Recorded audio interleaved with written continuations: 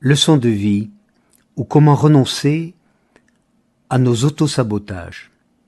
Avant de développer le thème central de mon propos, celui des autosaboteurs, avec lesquels et beaucoup d'habileté nous violentons notre propre vie et altérons le plus souvent notre relation aux autres, je voudrais rappeler quelques leçons de vie que j'ai découvertes entre 10 et 35 ans et qui m'ont permis d'accéder à quelques naissances imprévisibles, dont la principale, celle avec moi-même. Ce qui m'a fait souvent dire que j'étais né à 36 ans, et donc que si ma gestation intramarine dans le ventre de ma mère avait duré 9 mois, ma gestation intraterrestre, quelques 35 ans seulement. Et j'ai parfois le sentiment qu'elle se poursuit tous les jours. 6 expériences ont marqué mon existence, et de chacune, j'ai retenu une leçon de vie. Leçons de vie qui par la suite ont guidé la plupart de mes engagements d'homme et m'ont permis de mieux me respecter dans mes choix relationnels, que ce soit dans mes relations intimes ou dans mes relations professionnelles et sociales. Ces leçons de vie, qui sont comme autant de messages adressés à cette part de moi-même qui réclame parfois lucidité et courage, et d'autres fois apaisement et réconciliation, ont été de véritables balises dans une vie d'errance et de recherche pour accéder au meilleur de moi, pour me réconcilier avec mes possibles, pour justement commencer un lâcher-prise sur quelques tentations, toujours à l'affût, au ressentiment, à la victimisation, à la souffrance et parfois au désespoir. L'expérience de la maladie et de la privation de mouvement. À partir de 10 ans, je suis resté immobilisé sur un lit de sanatorium durant plus de 4 ans, le corps enfermé dans un plâtre, des pieds à la poitrine. Quand j'ai quitté mon dernier plâtre et que j'ai entendu le médecin me dire « Vous en sortez bien, Salomé, vous allez pouvoir vivre sur une chaise roulante le reste de votre vie, au lieu de rester couché dans un corset de plâtre », j'ai senti un désespoir immense et en même temps un déclic, qu'il était inacceptable de me laisser ainsi définir et enfermer dans un pronostic aussi pessimiste, malgré ce que le médecin en disait. Ce que je sais, c'est que j'ai décidé à l'instant même d'apprendre à marcher, que je ne pouvais plus envisager de vivre sur une chaise roulante le restant de ma vie. Première leçon de vie, ne plus jamais me laisser définir par les autres. L'expérience amoureuse. À 18 ans, j'ai vécu une expérience amoureuse éblouissante. Je croyais qu'elle m'aimait, je croyais l'aimer à jamais, et je pensais naïvement que cela était suffisant pour nous permettre de nous entendre et de rester ainsi ensemble pour le reste de notre vie. 2 ans après, nous étions séparés, déchirés, remplis d'amertume, l'un envers l'autre, dans l'incompréhension la plus totale sur ce qui avait pu nous arriver. Deuxième leçon de vie. Ce n'est pas l'amour qui maintient ensemble deux êtres dans la durée, c'est la qualité de la relation qu'ils peuvent se proposer l'un à l'autre, c'est le respect mutuel de leurs besoins relationnels profonds. L'expérience professionnelle. J'avais 24 ans, quelques diplômes, un peu de savoir, très peu de savoir-faire, encore moins de savoir-être, et j'ai commis l'erreur d'accepter un poste à responsabilité. J'ai beaucoup souffert durant 10 ans, dans ces fonctions de directeur, car j'ai découvert qu'il ne suffisait pas d'avoir un titre et un poste de pouvoir, mais qu'il fallait avoir des compétences relationnelles pour animer, dynamiser une équipe de quelques 80 personnes. Troisième leçon de vie. Au-delà des savoirs et des savoir-faire, il faut aussi un savoir-être, un savoir-créer, un savoir-devenir, et que cela passe par l'apprentissage de quelques règles d'hygiène relationnelle. Ce fut l'origine de la méthode que j'enseigne aujourd'hui, la méthode ESPER, dont je vais plus loin proposer quelques balises pour mieux combattre nos auto-saboteurs. L'expérience parentale.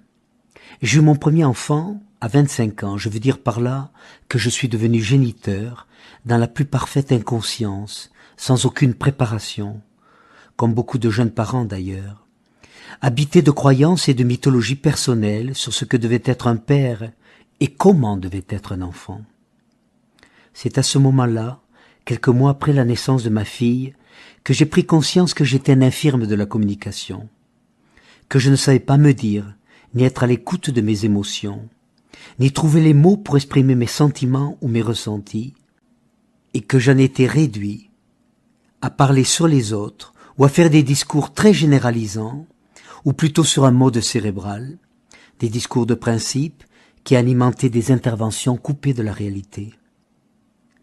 J'ai mis quelques années de plus à découvrir qu'il était temps que j'apprenne à m'aimer, si je voulais à mon tour donner de l'amour. 4e leçon de vie, le plus beau cadeau qu'on puisse faire à un enfant n'est pas tant de l'aimer que de lui apprendre à s'aimer. L'expérience de la perte et de la séparation. Après quelques années de mariage, j'ai été amené à divorcer, à me séparer de la mère de mes enfants. Et j'ai entendu très fort à ce moment-là que toute perte, toute rupture, toute séparation faisait violence non seulement à celui ou celle qui la subissait, en réveillant, en restimulant chez lui des blessures anciennes, mais que cela remettait à jour les mêmes blessures chez celui qui voulait ou imposait la rupture ou la séparation. Ce fut pour moi une période douloureuse de chaos et d'errance dont j'émergeais totalement différent. 5e leçon de vie, ce n'est pas tant ce qui nous arrive qui est important, mais ce que nous allons en faire pour se reconstruire et accéder à plus de compassion et de rigueur, de centration et de lucidité envers soi. L'expérience du désamour. Dans une nouvelle relation de couple très intense, très dense, dans laquelle je me sentais ensoleillé, vivant comme jamais, créatif et enthousiaste pour la vie, j'ai découvert au bout de quelques années que je ne pouvais plus appeler amour les sentiments qui m'habitaient. J'avais de la tendresse, de la reconnaissance, de la gratitude et une admiration sans borne pour cette femme, mais ce n'était plus de l'amour. Et chaque matin au réveil, je pleurais de désespoir de ne plus savoir l'aimer. Vous savez peut-être comme moi qu'on ne peut pas dicter à ses propres sentiments, ni à ceux de l'autre d'ailleurs, que je ne peux pas me donner l'ordre d'aimer quand je n'aime plus, ou de ne plus aimer quand j'aime encore. Cela m'a fait découvrir ce que j'appelle mon humanitude, ma vulnérabilité et mon impuissance face au mystère de l'amour. 6e leçon de vie. Je n'ai aucun pouvoir sur mes désirs et sentiments, et cependant, j'en suis seul responsable. Je suis responsable de ce que j'éprouve et de ce que je fais, de ce qui m'habite. Malgré ces quelques prises de conscience, j'ai mis longtemps à reconnaître que j'avais gardé à moi, présent et actif, un certain nombre de pensées et de comportements auxquels je semblais être très fidèle. Ces pensées et ces comportements semblaient fonctionner de façon autonome, indépendant de ma volonté douée d'une persévérance et d'une ténacité exceptionnelle. Il s'agissait, je l'ai compris au mi-temps de ma vie, de conduites d'auto-sabotage qui polluaient mon existence, m'entraînaient dans des directions et des décisions qui ne correspondaient pas du tout à mes désirs ou à mes choix de vie. Ces conduites, ces comportements, ces pensées parasitaires, s'accrochaient, semblaient indélogeables, alors que j'aurais voulu m'en débarrasser. Elles étaient récurrentes, malgré mes décisions, ma vigilance, et mon désir de ne plus les mettre en jeu dans mes relations avec autrui et avec moi-même. ce sera le contenu de mon propos. D'une part, répertorier, repérer nos autosaboteurs préférés. D'autre part, proposer des démarches, des moyens pour s'en débarrasser, c'est-à-dire y renoncer.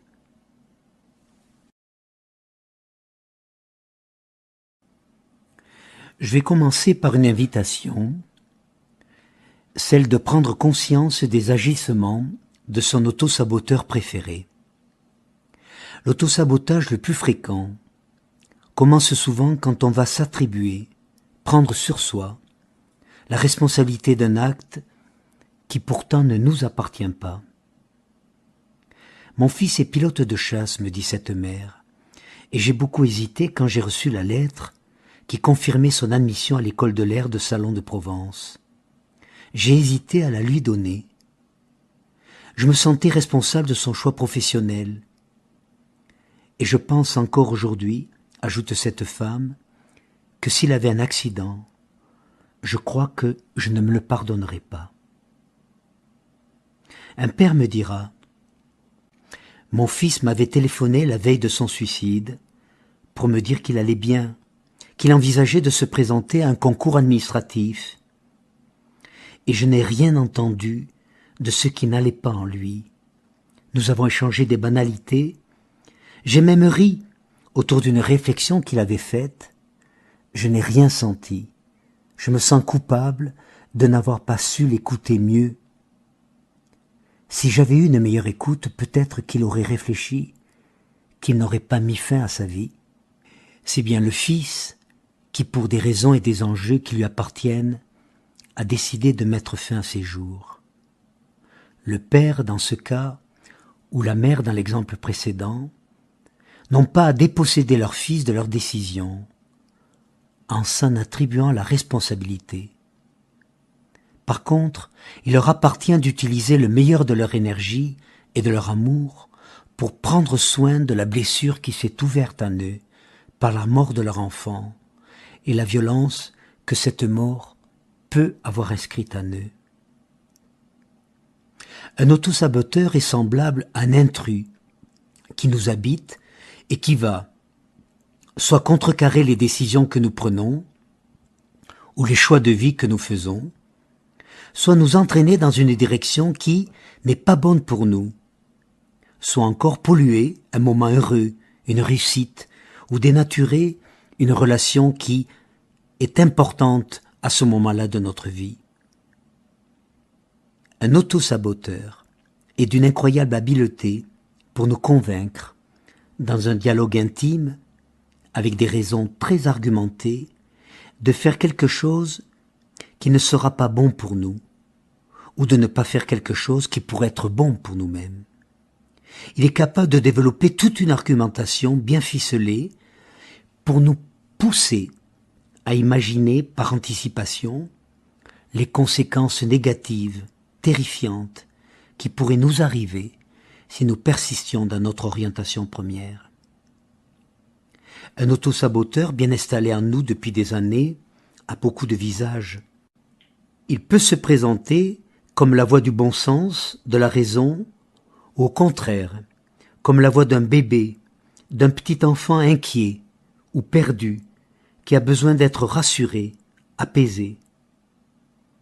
Parfois encore, il peut apparaître accompagné de l'image d'un parent jugeant, culpabilisant ou critique qui nous rappelle que ce que nous allons faire risque de faire de la peine à quelqu'un.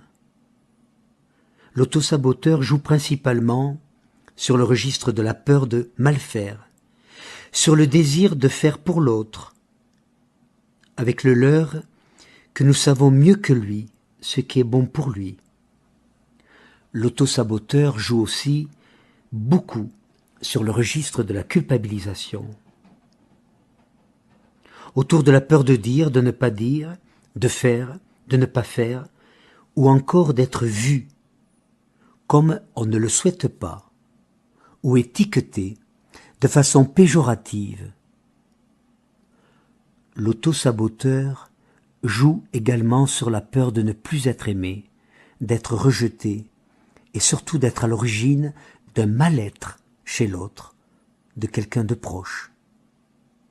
Un autosaboteur toujours présent est celui qui servira à alimenter l'image que nous pensons que les autres devraient avoir de nous. On peut se demander d'où viennent les autosaboteurs qui nous habitent. Comment sont-ils entrés dans notre existence? Parfois très tôt, au travers de messages négatifs, semblables à des anathèmes déposés sur notre tête quand nous étions au berceau, ou par des perceptions ambivalentes que nous sentons chez l'autre, surtout s'il est important pour nous, comme peut l'être une mère, un père, un conjoint. Oh, celui-là, il vous en fera voir, il vous décevra souvent. Celle-là, on voit tout de suite qu'elle fera courir les hommes.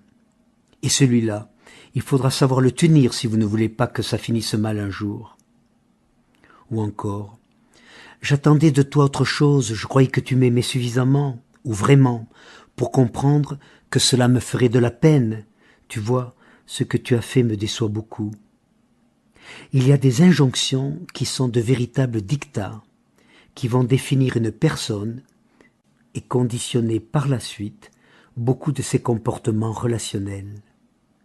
Les injonctions sont le plus souvent déposées par nos parents ou par des proches de la famille, pour tenter de nous faire entrer dans un modèle, de juguler l'irrationnel, de circonscrire une répétition, de contrôler l'éruption des pulsions.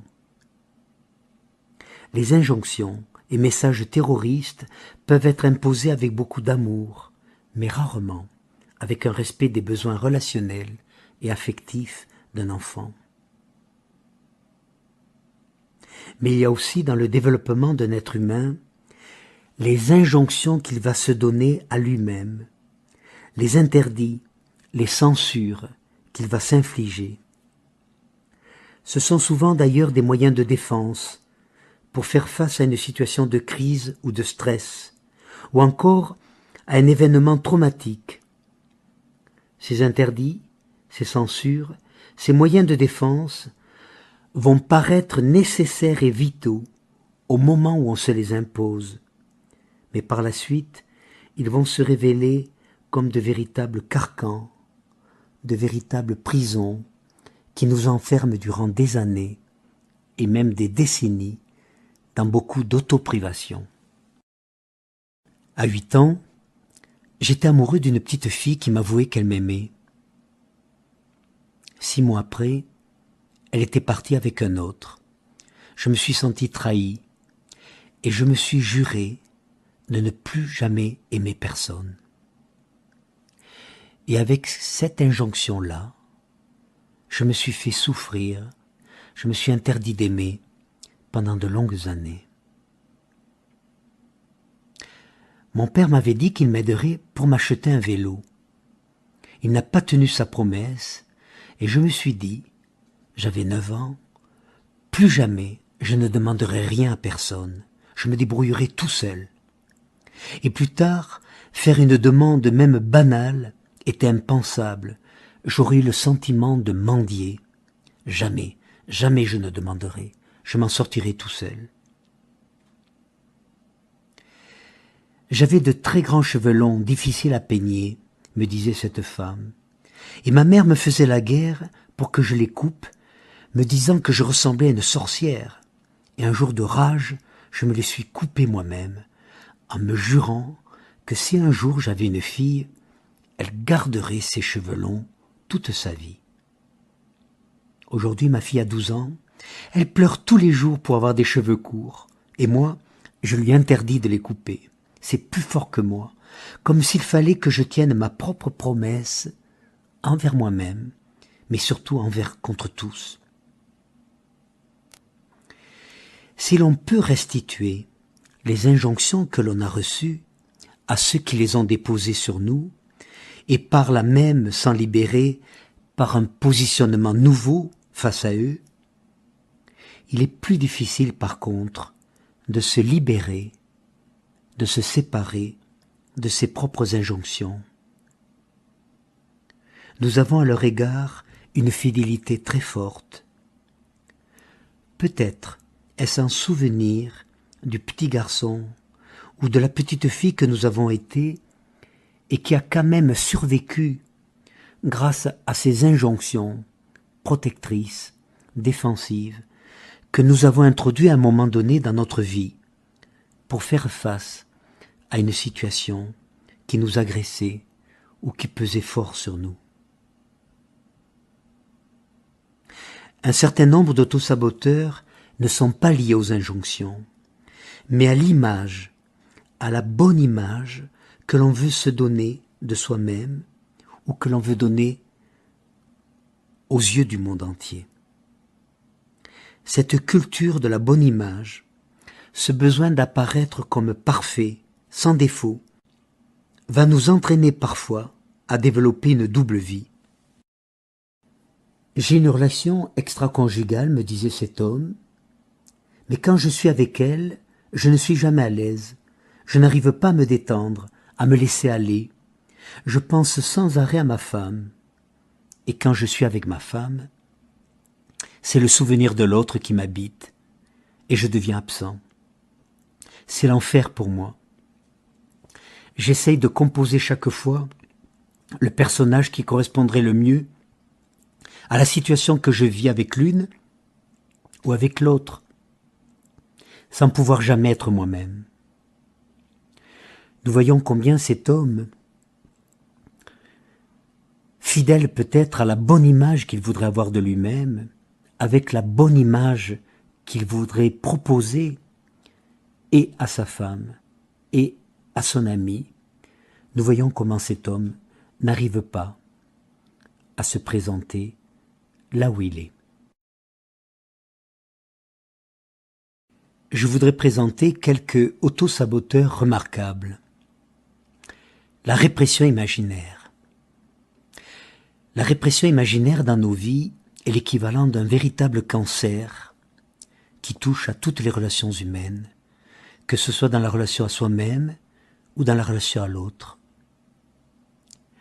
La répression imaginaire consiste à imaginer, de préférence le plus négativement possible, les pensées ou les réactions de l'autre si nous lui disions quelque chose qui nous semble important ou si nous lui proposions quelque chose qui nous paraît intéressant. Cette anticipation négativante du jugement ou du comportement de l'autre va le plus souvent nous inhiber et nous faire renoncer à dire ou à faire, et à nous maintenir ainsi dans une sorte d'autoprivation très active, très vivace, à certains moments de notre existence. La répression imaginaire tue la spontanéité, assassine la créativité, stérilise le ferment d'une relation vivante. Par la suite, elle s'inscrira chez celui qui l'a produit en dépôt d'amertume, en résidu de regret, en scorie d'insatisfaction.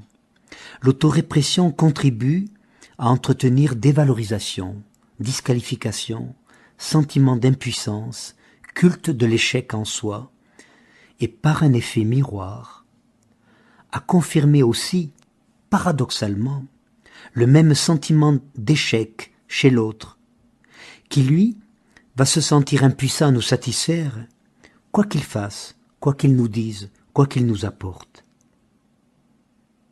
J'avais 20 ans et j'étais très amoureux de ma voisine de palier. Je la trouvais extraordinairement belle et intelligente. Elle préparait une licence de biologie et cela me paraissait être le sommet de la connaissance scientifique. Pendant des semaines, je tentais d'imaginer comment j'allais l'aborder, avec quel prétexte, avec quelle phrase suffisamment intelligente ou spirituelle je pourrais retenir son attention et lui donner enfin l'envie de me fréquenter. Cela dura 2 mois. Et j'étais présent quand un autre étudiant, avec une phrase d'une banalité si triviale que j'en aurais rougi de honte à la seule idée de la prononcer, quand cet étudiant l'invita à aller voir un film débile, complètement débile. À partir de là, commença entre eux une relation amoureuse. 20 ans plus tard, elle me confia combien elle avait été très attirée par moi, attendant en vain une proposition concrète de ma part, et que par dépit, elle avait accepté de se donner à l'autre. La répression imaginaire fait des dégâts considérables. Elle nous entraîne à poser des actes ou à retenir des actes qui vont souvent à l'opposé de nos aspirations profondes. Elle nous dévie de notre chemin. Elle freine ou empêche la réalisation de soi. Elle nous fait passer à côté de beaucoup de ces miracles de la vie qui nous fréquentent pourtant assidûment. Leçon de vie. Ne pas penser à la place de l'autre, le laisser responsable de ce qu'il éprouve, ressentir ou imaginer par lui-même. Prendre le risque de se positionner et de se définir avec ses ressources au présent. Prendre le risque de l'écoute ou de la non-écoute de l'autre. Un autre auto-saboteur très actif pour certains s'appellera remettre à demain. Même si ma grand-mère disait souvent « À quoi bon remettre à demain ce qu'on peut faire avec une ?» certains d'entre nous sont très habiles pour reporter à demain ce qu'ils pourraient faire aujourd'hui même. Ce saboteur est redoutable, car il nous invite à l'évitement de la réalité, en nous poussant à remettre la réalisation d'une action, d'une obligation, d'un engagement pris, à le repousser sans arrêt à plus tard. En ne réalisant pas tout de suite ou dans des délais acceptables ce que de toute façon nous aurons à faire, cela fait qu'on va accumuler des contraintes, des pesanteurs dans notre présent et créer ainsi une véritable insécurité vis-à-vis de nos engagements à venir. Dès le matin, on va se réveiller avec des pensées parasitaires. Ah, il faut que je n'oublie pas d'eux. Il faudra que je téléphone. Oui, je dois me rappeler de penser à rédiger ma déclaration d'impôt avant demain soir. Sans faute, mais vraiment sans faute. Il faudra que dès la première heure, je vérifie si mon dossier est complet. Remettre à demain participe quelquefois d'une croyance en l'arrivée bénéfique d'un événement salvateur qui devrait régler tous mes problèmes. Voici ce que m'a dit cette femme. Depuis toute petite, je voyais mon père comme un Dieu juste et sans pitié. Ma crainte la plus grande était de le décevoir. Quand je suis tombée enceinte à 18 ans, j'aurais tellement voulu garder ce bébé pour lui donner en fait le petit-fils qu'il désirait tellement avoir. Et j'hésitais à avorter. J'attendais un signe de lui. Je voulais qu'il découvre que j'étais enceinte. Je voulais qu'il le découvre par lui-même, pour ne pas avoir à le lui dire.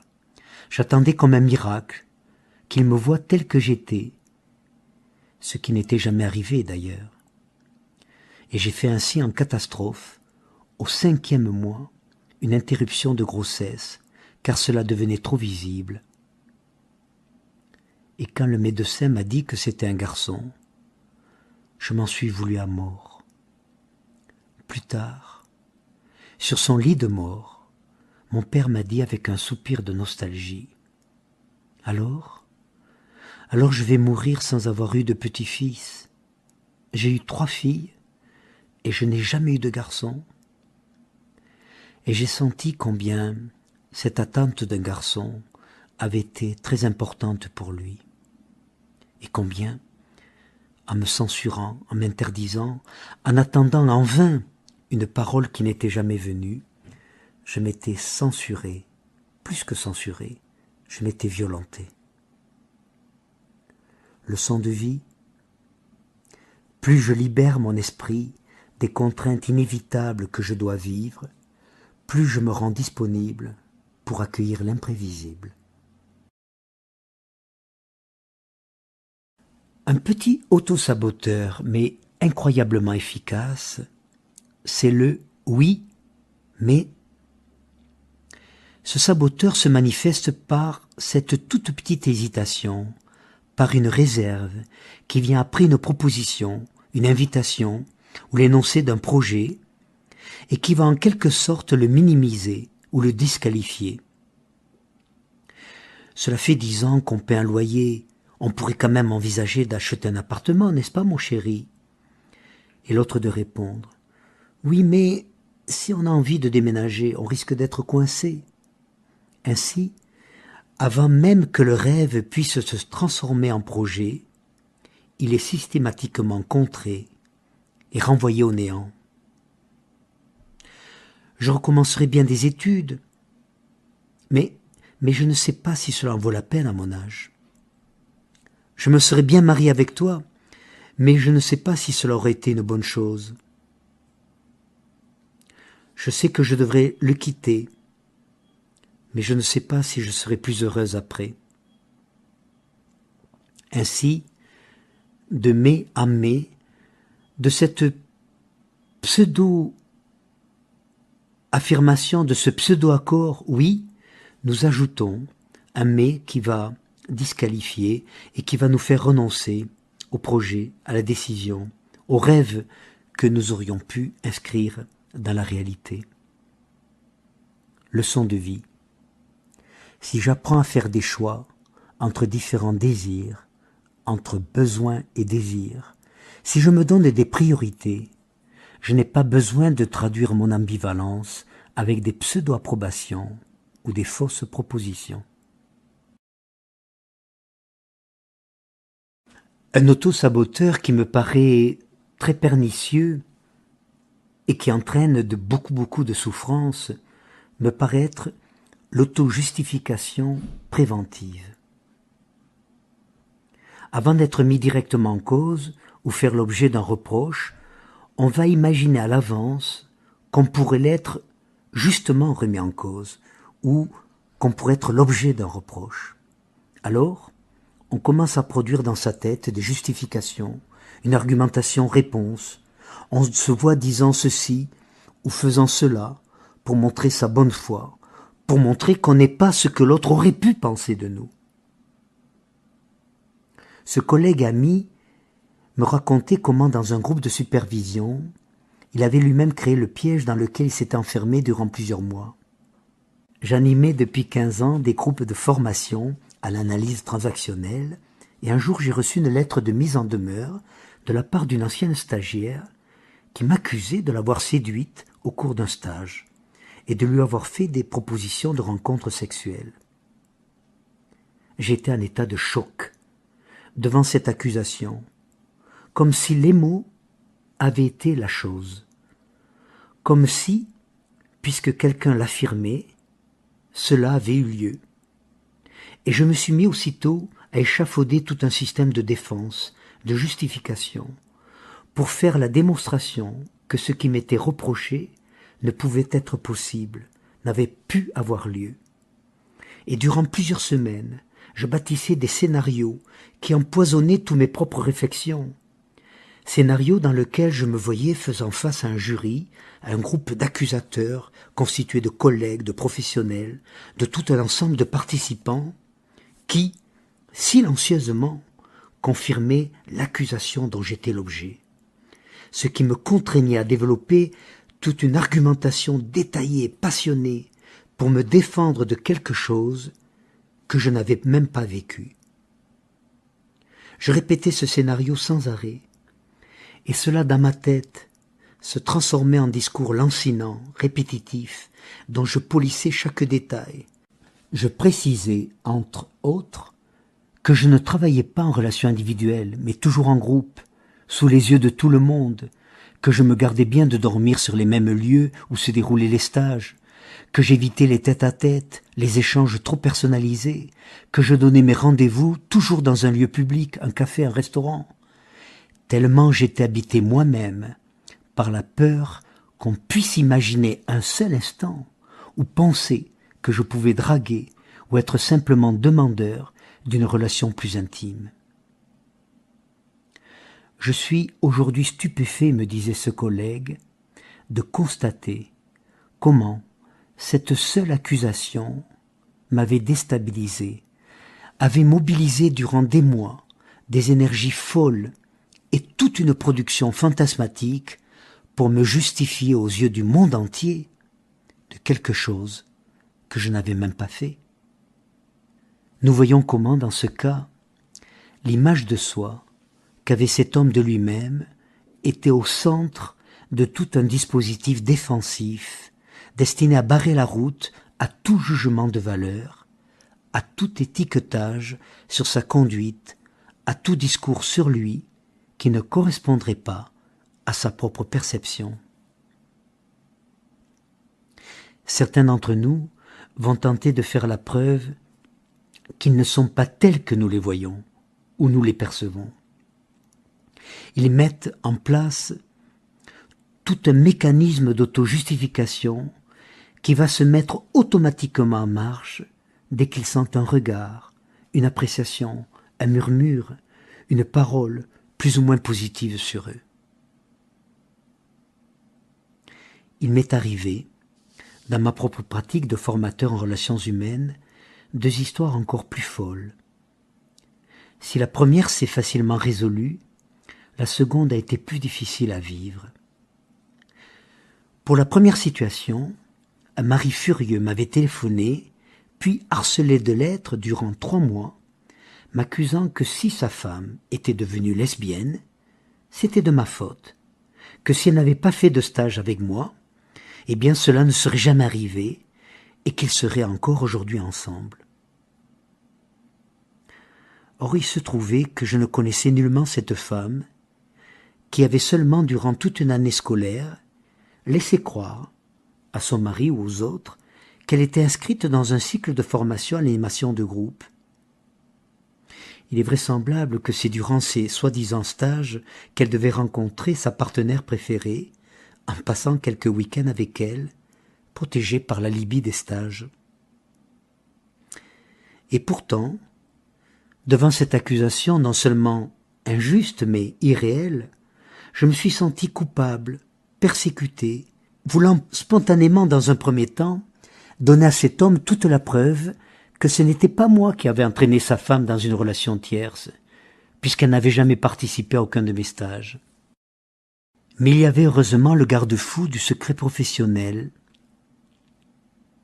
J'ai donc invité cet homme à échanger avec sa femme, pour l'inviter à parler de ses stages, de lui demander de bien vouloir, si elle le voulait, lui montrer la confirmation de son inscription, l'attestation de formation qu'elle devait avoir reçue, le reçu relatif au règlement des frais de formation, et que munis de ces documents, tous les deux, sa femme et lui-même, veuillent bien échanger, partager déjà entre eux, ou alors entrer en contact avec moi s'il le jugeait nécessaire. Je n'ai plus jamais entendu parler ni de l'un ni de l'autre.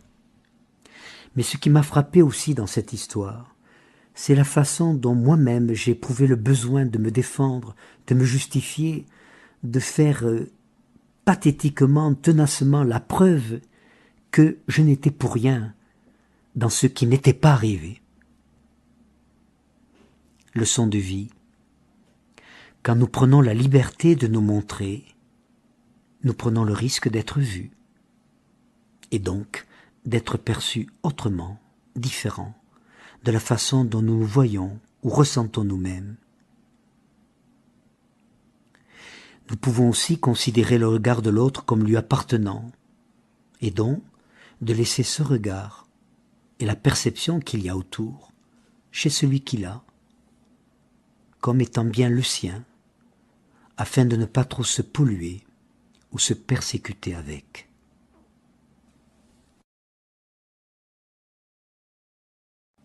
Un autre autosaboteur que je connais bien, c'est la peur de se faire avoir et le besoin de garder à tout prix le contrôle de la situation. Il y a quelques années, une situation de pollution relationnelle m'entraîna jusqu'aux limites du désespoir. Une femme me téléphona, puis m'écrivit, puis demanda à me rencontrer, puis par la suite exigea de vivre avec moi, à partir, disait-elle, de ce qu'elle ressentait chez moi. Je vous ai vu et j'ai senti que j'étais celle que vous attendiez.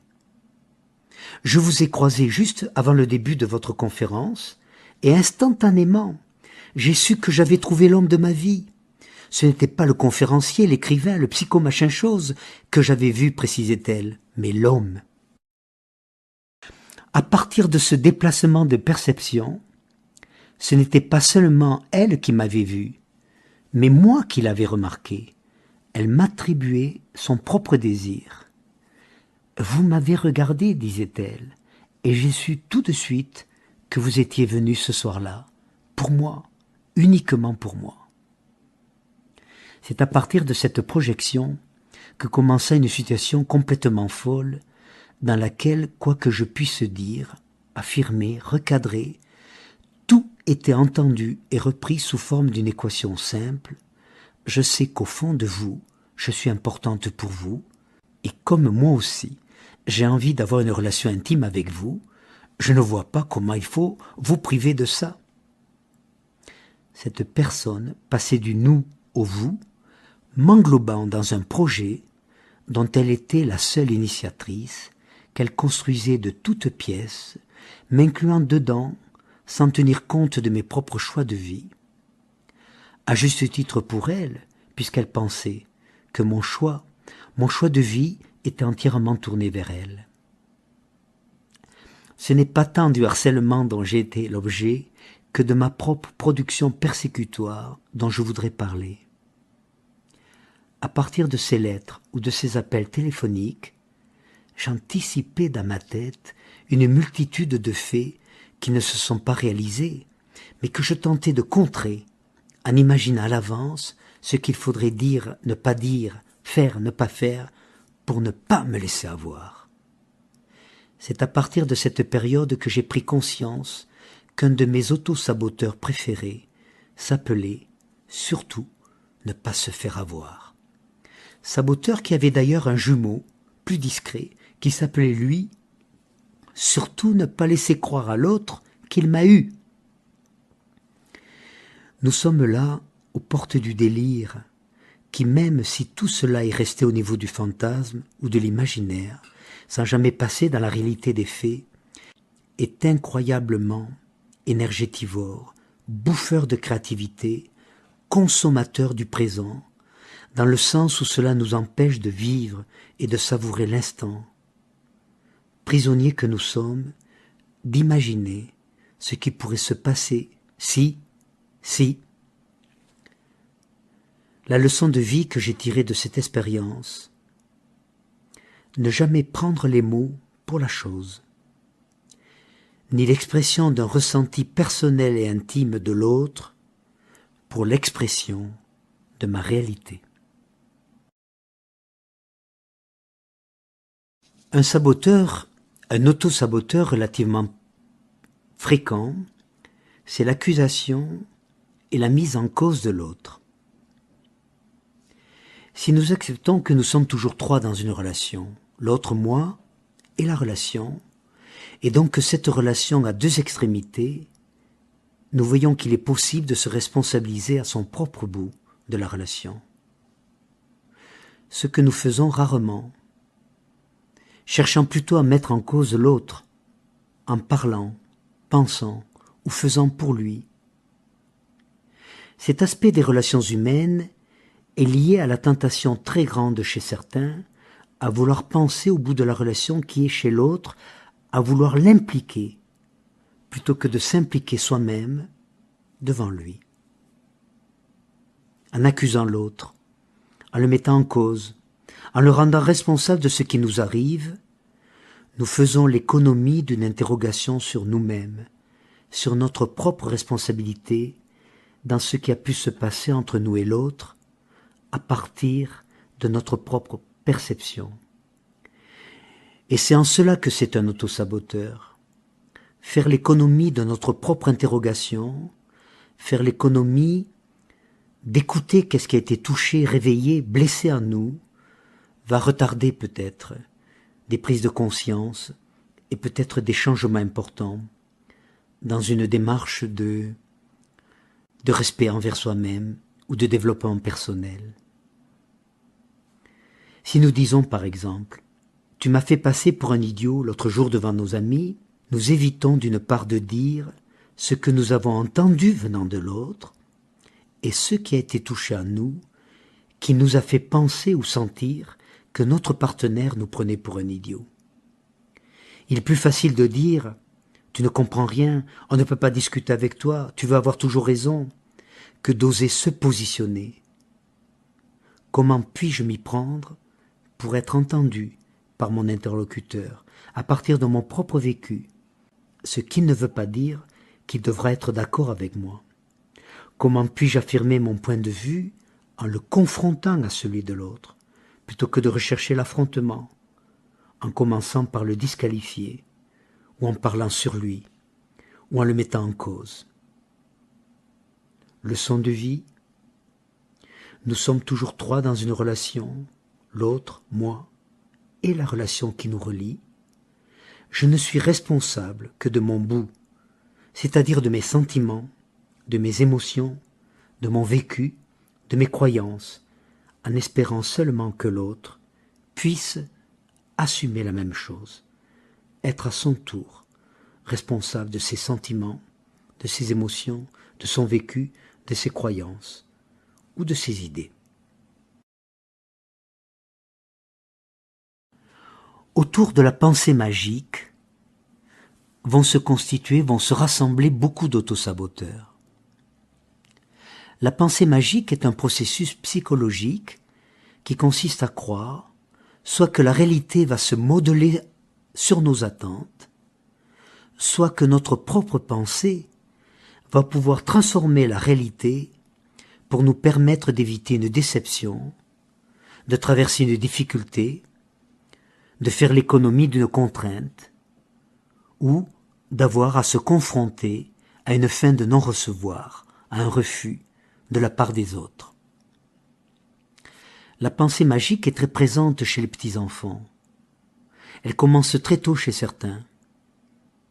Si j'ai un 9 en récitation, peut-être que ce soir papa ne disputera pas maman.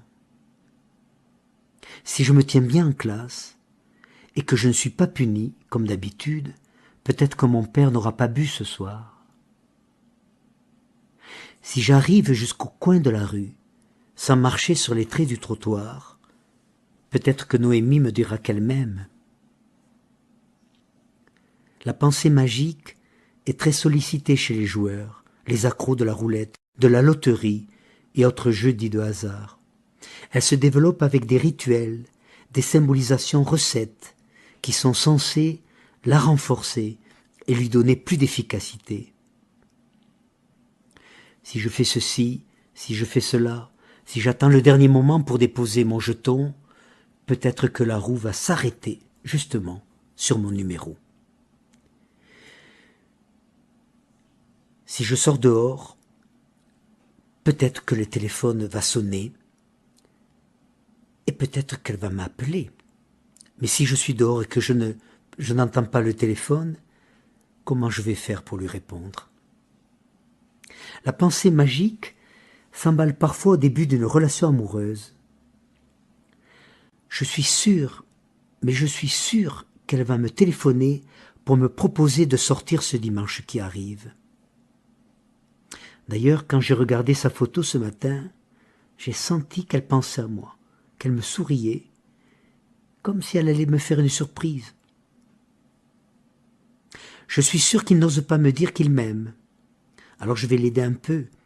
Je vais penser à lui très fort. Et je suis certaine qu'il va sentir quelque chose qui sera bon pour lui et qui va faire qu'il va m'aimer.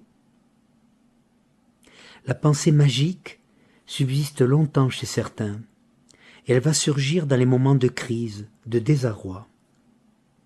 Si ma fille sort de l'hôpital sans séquelles, je jure que j'arrête de fumer. Si mon enfant survit à cet accident, je quitte ma petite amie et je reviens vers ma femme. Je jure que je lui serai fidèle. Un jour, c'est sûr, je vais gagner le gros lot. D'accord, je ne prends pas souvent de billets, mais si je tombe une seule fois sur quelqu'un qui porte le même nom que moi, je lui demande de choisir un billet pour moi. Je suis sûr, ce sera le billet gagnant. La pensée magique a beaucoup été utilisée par la plupart des grandes religions. On va rechercher les signes que Dieu ou ses saints pensent à nous et vont s'occuper de nos problèmes, vont se charger de les résoudre, de prendre en charge quelques-unes de nos difficultés. Et pourquoi pas de prendre en charge le destin de notre vie. Que la pensée magique soit présente dans l'enfance, cela peut se comprendre. Il y a un tel décalage entre le monde de l'enfance et la réalité environnante que nous pouvons entendre qu'un enfant y ait recours pour affronter cette part d'inconnu et de mystère qui l'entoure.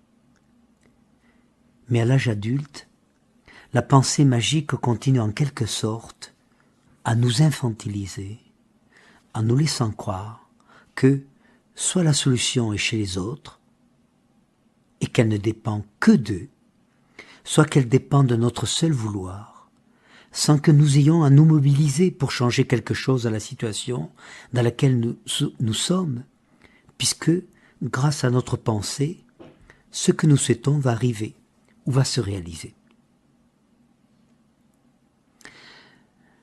La pensée magique, je le pense profondément, est un frein à la responsabilisation et peut nous entraîner à nous déresponsabiliser face à la réalité, à nous maintenir ainsi en dépendance vis-à-vis du surgissement d'un oncle d'Amérique providentiel, comme le nommait Henri Laborie, ou du hasard, ou des dieux que nous implorons et qui devraient penser à nous et surtout faire pour nous.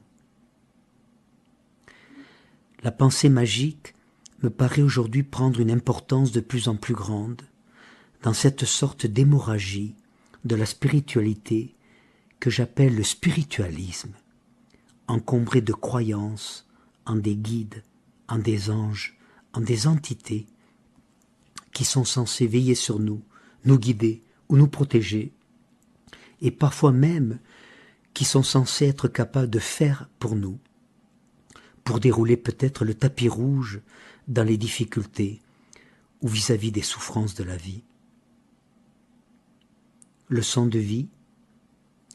Il m'appartient de me faire suffisamment confiance pour affronter ce qui surgit dans ma vie si j'accepte de mettre en jeu mes ressources et les moyens dont je dispose, ici et maintenant, pour affronter, vivre, traverser les difficultés qui vont se présenter à moi. Un saboteur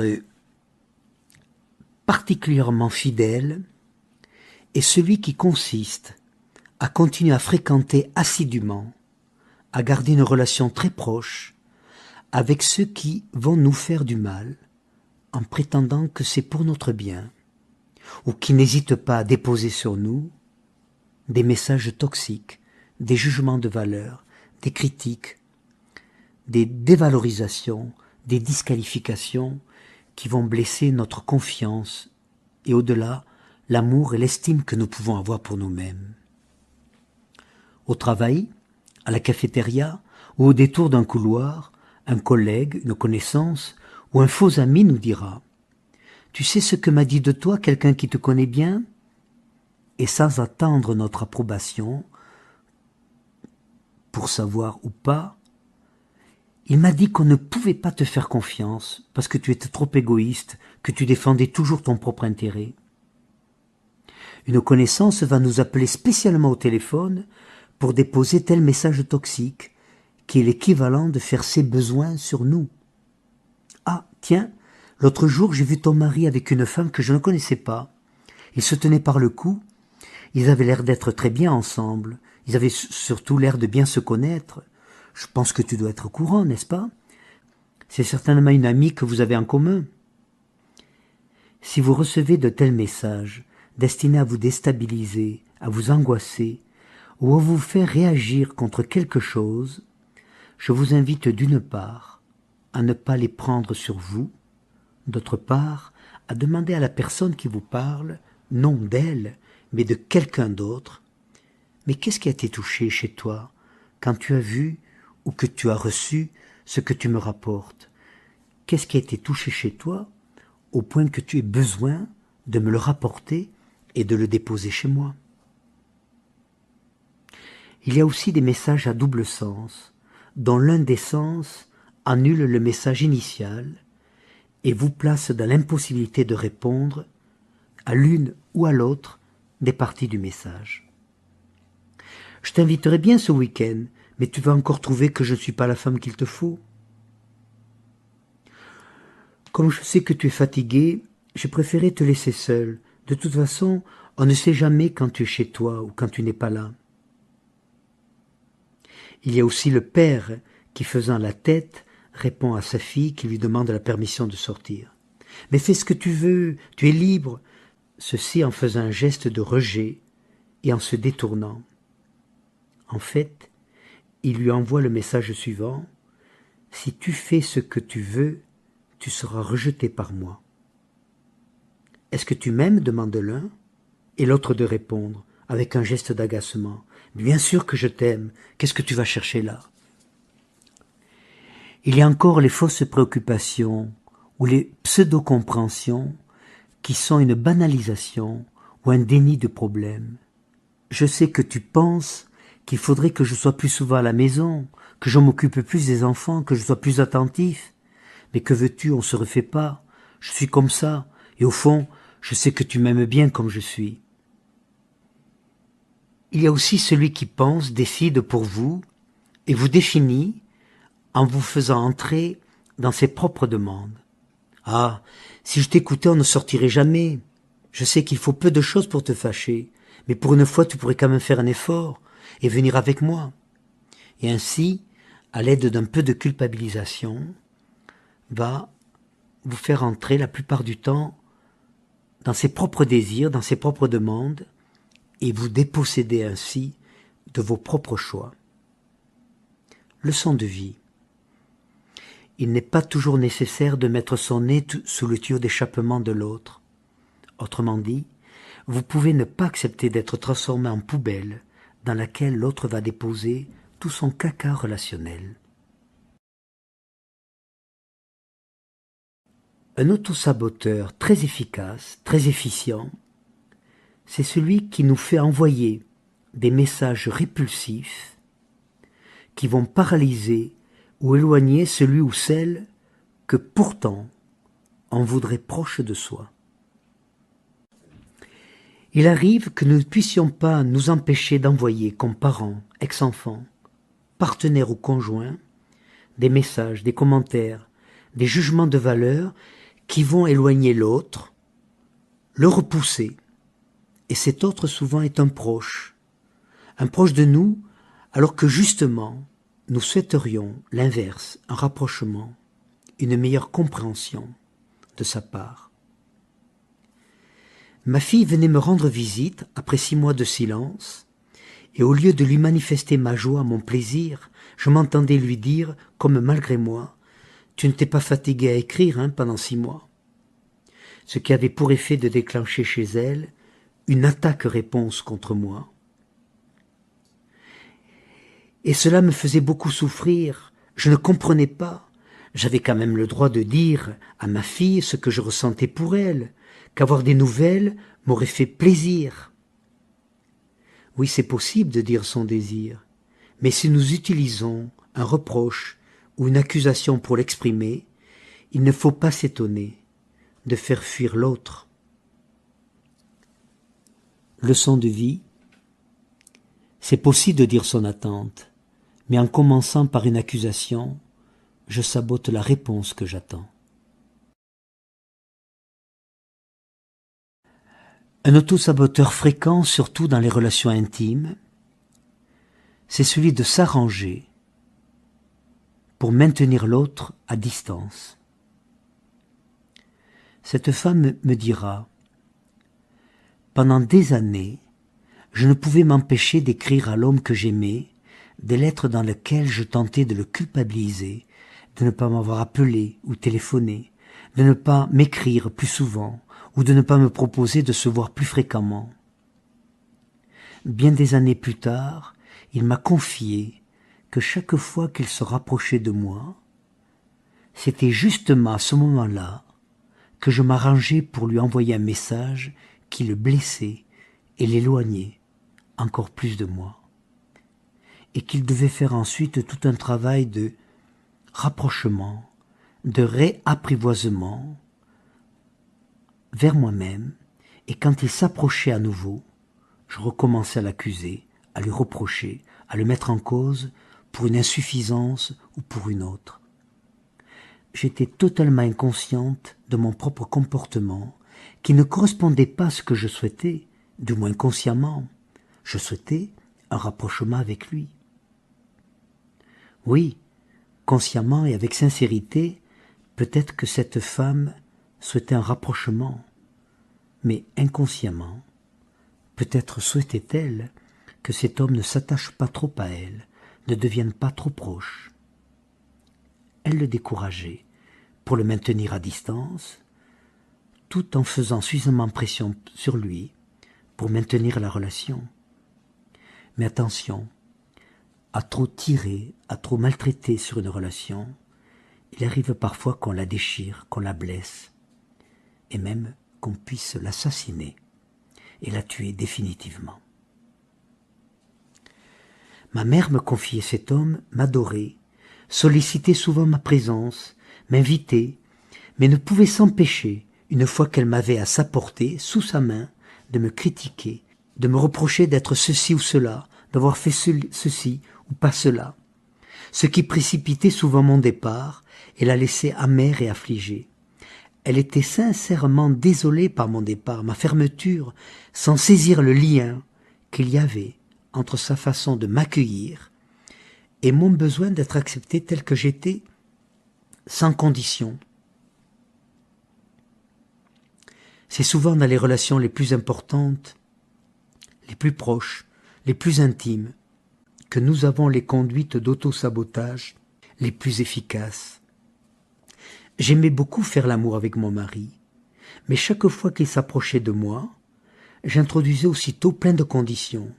Il fallait que la lumière soit baissée, qu'il y ait une bougie, qu'il se soit douché, qu'il me dise qu'il m'aimait, qu'il se soit lavé les mains. J'ai mis longtemps à comprendre que toutes ces conditions, vécues par lui comme des exigences et surtout comme une infantilisation. Tu n'es pas ma mère, me disait-il, pour me dire ce qu'il faut que je fasse, que je me lave les dents ou autre chose. Que toutes ces conditions pouvaient le décourager, censurer son propre désir et le rendre parfois même impuissant. J'ai mis encore plus de temps à comprendre que c'était ma façon de l'exclure des relations sexuelles qui en fait me faisait si peur à cette époque. Pour tout ce qui touche à la sphère de l'intimité, nous sommes le plus souvent de redoutables saboteurs, en nous arrangeant pour mettre à distance ce que nous désirons le plus, pour refuser ce que nous voulons, pour minimiser ce qui nous paraît le plus important. Leçon de vie, si j'ai peur d'être abandonné, je ne vais pas pouvoir m'abandonner à ce qui me vient de l'autre. Et je vais ainsi saboter ce qui me vient, parfois le meilleur de l'autre. Un auto-saboteur banal mais très puissant, surtout ne pas demander, attendre que l'autre comprenne notre demande sans avoir à l'énoncer. C'est un auto-saboteur puissant qui nous plonge dans l'autoprivation et le désarroi de ne pas se sentir entendu ou reconnu. Si je suis obligé de demander, me disait cet homme, alors ce que l'autre va me donner n'a plus de valeur. Tout se passe chez cette personne comme si le fait de demander était trop coûteux. Quand je demande, j'ai l'impression d'être mendiant, mais au fond de moi, je crois que je ne supporterai pas qu'on repousse ma demande, qu'on me dise non. Alors, je préfère me priver en ne demandant pas. D'autres reste dans la mythologie suivante. Si je suis important pour l'autre, il devra entendre mes demandes sans même que je les fasse. Pour certains, demander, c'est s'abaisser. Cette femme me disait, j'ai quand même pas m'abaisser à lui faire une demande. S'il m'aimait vraiment, il devrait savoir que j'aime sortir au cinéma, j'aime aller danser. Demander, c'est s'abaisser, me disait une autre, qui très tôt dans son enfance s'était envoyée à elle-même l'injonction suivante, moi, je ne m'abaisserai pas à demander quelque chose. Leçon de vie. Si je ne prends pas le risque de demander, en attendant que l'autre comprenne la demande que je t'ai, je risque de passer une partie de ma vie à lui reprocher de ne pas entendre les demandes que je ne lui fais pas. Leçon de vie complémentaire. Quand j'érige l'autoprivation en règle de vie, je ne dois pas m'étonner de vivre une vie de frustration. Un autosaboteur qui entretient beaucoup d'autofrustration, c'est celui de veiller soigneusement à ne rien accepter d'autrui, ce qui donnerait autrement le sentiment d'être en dette et d'avoir quelque chose à rembourser. Cet autosaboteur fonctionne bien quand je suis dans la difficulté de recevoir. Difficulté à recevoir comme si je devais rendre, restituer, rembourser ce que l'on va me donner. Quand ma mère me donnait quelque chose, me disait ce garçon, j'avais le sentiment qu'il fallait que je le lui rende sous une forme ou une autre. Je me sentais redevable, je me devais de rembourser, comme si je n'avais pas le droit de recevoir gratuitement pour moi-même. Un dernier saboteur, mais il y en a bien d'autres, l'illusion que tout va s'arranger, que le temps, le sort, les dieux vont quand même arrêter de me persécuter. Certains ont la croyance que la série des malheurs, des difficultés, des ennuis ou des contraintes va enfin s'arrêter d'elle-même, ce qui les incite à ne rien faire, mais à attendre que le temps fasse son œuvre, ou que les dieux prennent conscience qu'ils en ont fait trop. L'illusion que cela ne peut pas continuer comme ça, que ce qui m'arrive ne dépend nullement de moi, mais de la mauvaise volonté des autres, du temps, de l'état, ou de ceux qui m'en veulent et qui un jour vont quand même se décourager, vont quand même se lasser. Cet autosaboteur fonctionne sur le mode de la passivité. Surtout ne rien faire, pour ne pas déranger le déroulement de la roue de la fortune qui, un jour, s'arrêtera spécialement pour moi. On retrouve aujourd'hui cette tendance magnifiée chez ceux qui affirment avec force « oui, il faut positiver, il faut voir le positif dans toute chose, ce n'est pas grave ce qui m'arrive, il y a quelque chose de positif qui va surgir ». C'est parfois vrai, mais j'invite pour ma part à faire quand même quelque chose de plus que d'attendre le renversement du balancier. Ainsi, d'autosaboteur en autosaboteur, nous pouvons aliéner une grande partie de notre vie. Nous pouvons nous autopriver et avoir le sentiment que l'existence est dure avec nous, que personne ne nous comprendra, que nous n'avons aucun intérêt pour les autres et contourner ainsi l'aphorisme de Jean-Paul Sartre, l'enfer, ce n'est pas seulement les autres, mais surtout nous-mêmes. Renoncer à quelques-uns de ces autosaboteurs peut considérablement améliorer notre relation au monde et surtout à nous-mêmes. La question principale sera comment renoncer, comment lâcher prise sur ces autosaboteurs qui nous font tellement de tort et qui nous portent tellement de préjudice. Peut-être en se posant la question, à qui ferais-je de la peine en osant être heureux? À qui ferais-je du tort en osant me faire du bien? De qui je perdrais l'amour ou l'estime en osant me respecter et considérer que je mérite d'être, enfin, un bon compagnon pour moi-même?